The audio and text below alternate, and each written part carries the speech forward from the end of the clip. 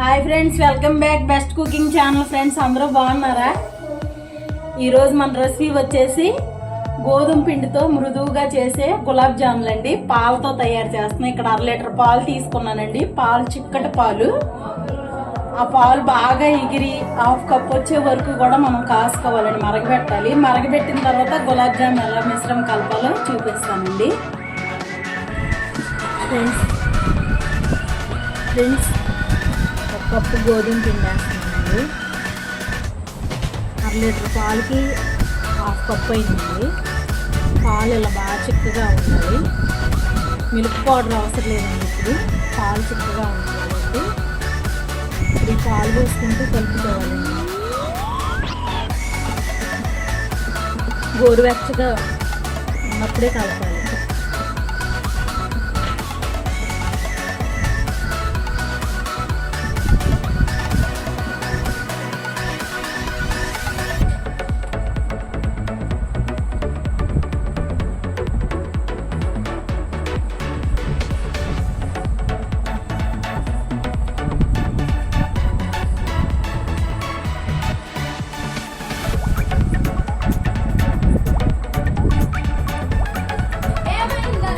వంట సోడా వేస్తున్నానండి.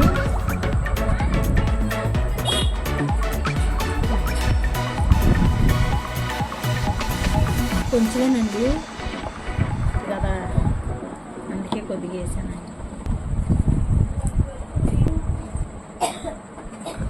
కొంచెం నెయ్యి వేస్తున్నానండి లాస్ట్లో.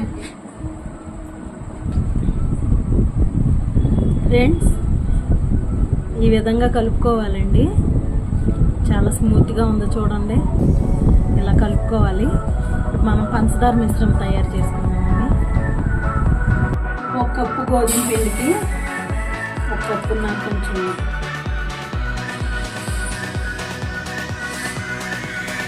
1 కప్పున్నర పంచదార తీసుకున్నామండి.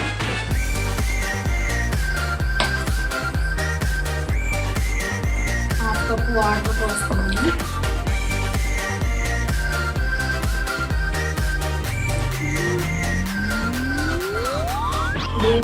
సరిపడా ఆయిల్ పోసుకోవాలండి.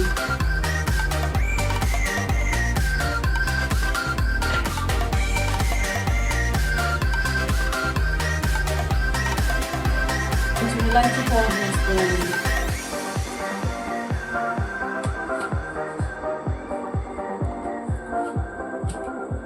ఫ్రెండ్స్ డీప్ ఫ్రై సరిపడా ఆయిల్ వేడైందండి. మెల్లగా వేస్తున్నానండి.